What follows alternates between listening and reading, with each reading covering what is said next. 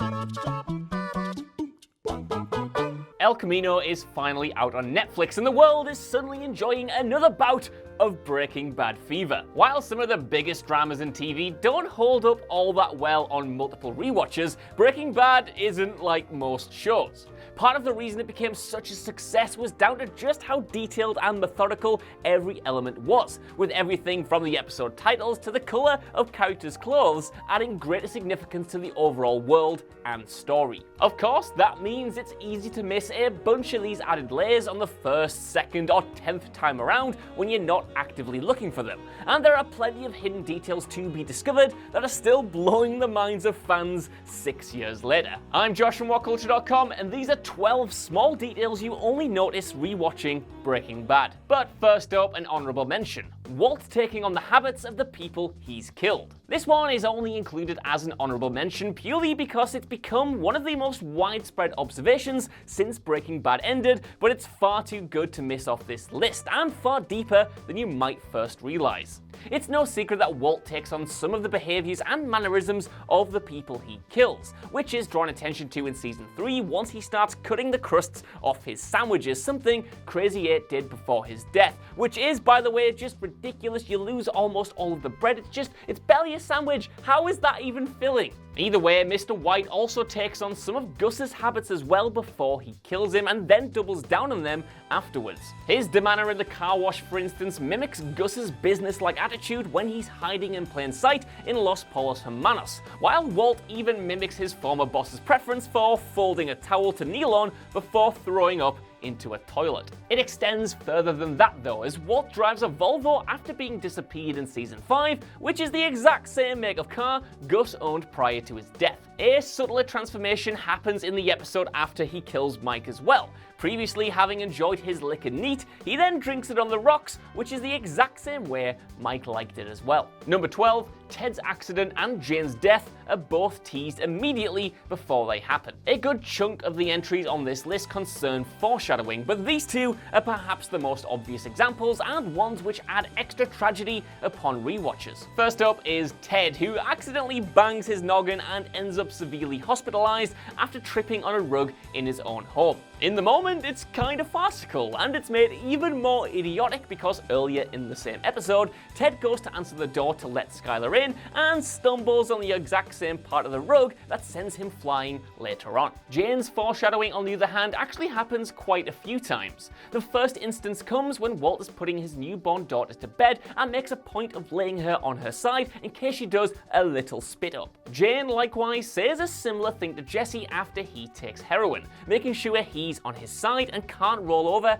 if he vomits. Of course, both instances reference the fact that Jane does indeed end up dying after Walter knocks her on her back while she's high, and she then chokes on her own vomit. Number 11, how visuals represent Skyler and Walt's breakdown. One of the most immediately striking examples of visual storytelling in Breaking Bad comes in relation to Walt and Skyler's breakdown, and how the relationship is conveyed through the blocking of certain scenes. This really starts in Season 3 when Walt is kicked out the house and only spends a few dinners a week with his family. Though on the surface he and Skyler maintain the facade of a happy family, sharing meals with their children and such, the visuals make it clear that they aren't on the same page. A good chunk of these scenes are shot from the outside, with the visual barriers of the windows isolating each character. Similar techniques are utilised in cinema to show that while characters may be occupying the same space, these metaphorical barriers are still between them. A similar trick is used in Season 4 when Walt is putting Skyler and Holly into the car before they leave for Hank's.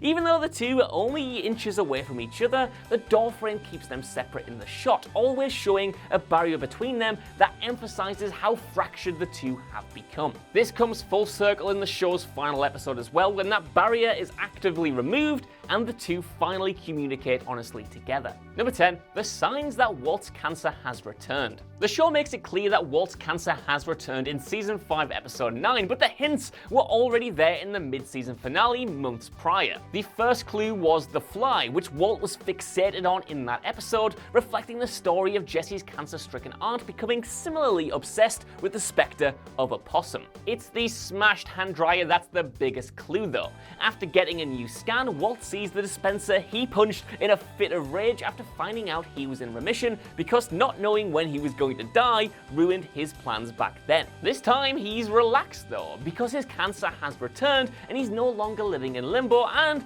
no longer has to take his frustrations out on that goddamn hand dryer. Number 9. The significance of the number 737. Season 2 was the only run of Breaking Bad that was planned in its entirety before filming began, and as a result it's the most detailed with foreshadowing and Easter eggs. The biggest have to do with the collision of 2 airplanes, including a Boeing 737 in the final episode, an accident indirectly caused by Walt, which is built up from the very first flash forward in the first episode. Interestingly, if you take the titles of every episode which featured one of those teasing flash forwards, it spells out 737 down over ABQ, which is obviously a reference to what eventually happens in the finale. The number 737 has extra significance as well, as it refers to how much money Walt needed to make before he died, which clocked in at just over $737,000. Number 8. Walt's death was sealed in CRAWLSPACE. CRAWLSPACE is one of Breaking Bad's most memorable episodes, and that almost has everything to do with Walt's freakout right at the end. After being driven out to the desert by Gus and having the safety of his entire family threatened, he rushes back home and climbs into the crawlspace where his money is kept. After realizing it's all gone and they have no way of escaping, he starts manically laughing before stopping and staring into space while the camera zooms out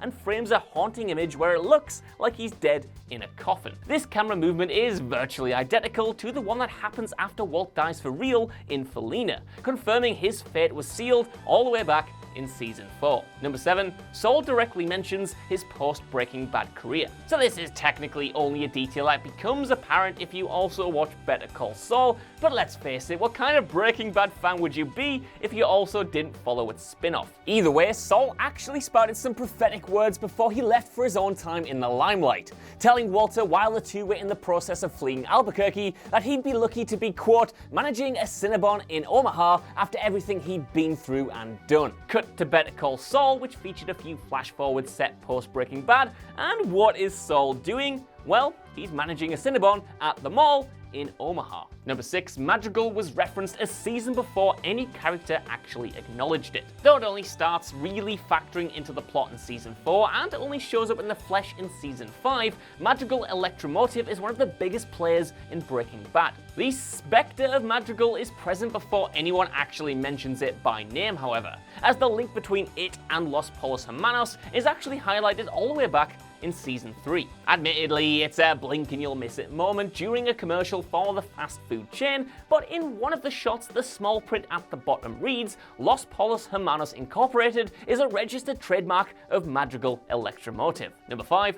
Walt Jr. finally gets the right cereal. He's had a bit of a hard life, but Walter Jr. is a little tit. All the way through the series, he looks up to his terrible father while lambasting his bitch mother, having a pop at her for every little grievance right down to getting the wrong cereal for breakfast. Now, Walter Jr. admittedly likes his breakfast more than most people, and as a result, he makes his displeasure clear when Skyler buys Raisin Bran rather than Raisin Bran Crunch, which he specifically asked for. It's not exactly a big moment, but it's a detail not forgotten by the show itself. 3 years later, in the second episode of Season 5, Walter Jr. is seen having breakfast with his father, and on the table is a fresh box of Raisin Bran Crunch. His father's descent into the criminal underworld might have ruined his life, but at least he got a cereal in the end. Number 4. Walt's incognito pseudonym is Skyler's maiden name. It was teased a couple of times before it actually happened, but it took until the final 2 episodes of Season 5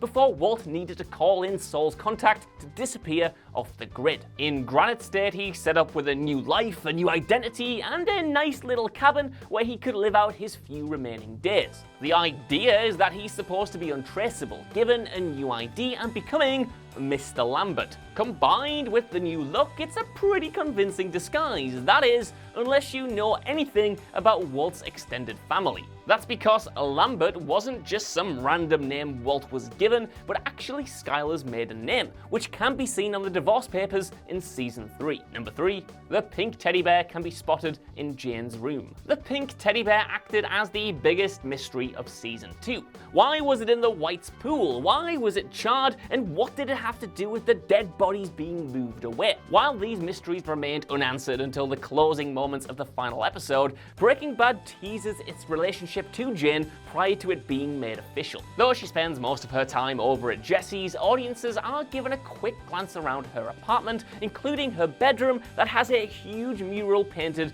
on one of the walls.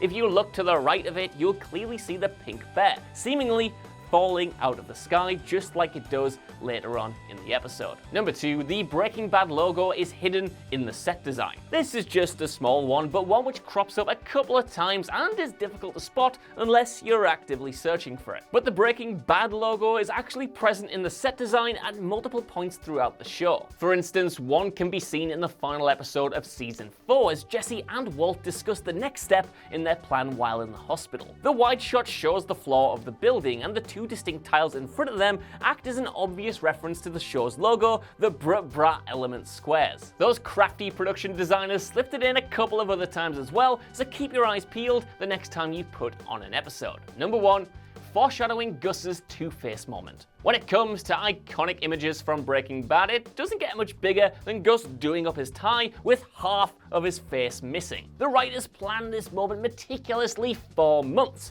making sure it was set in stone so the visual effects artists had enough time to get the design just right. But that meant the filmmakers also had plenty of time to include a bunch of hints towards the drug kingpin's eventual demise. A few of the earliest examples, such as the burnt bear for instance, can probably be chalked up to coincidence, but there's a bunch in season 4 that just have to be intentional. First up is this strange mask found in Gail's apartment that's missing detail on half of its face. Next is the flashback with Gus after Max is shot, where he briefly appears on the ground, only half of his face visible. Finally, there's the moment where he meets Jesse in the basement of the hospital, and again, the right half of his face is shrouded in shadow. It's pretty cool if you ask me, and in hindsight, how the hell did we not see this coming? So that's our list. I want to know what you guys think down in the comments below. Have you been rewatching Breaking Bad in the wake of El Camino? And how many of these details did you already know? And are there any that I've missed off here? It is such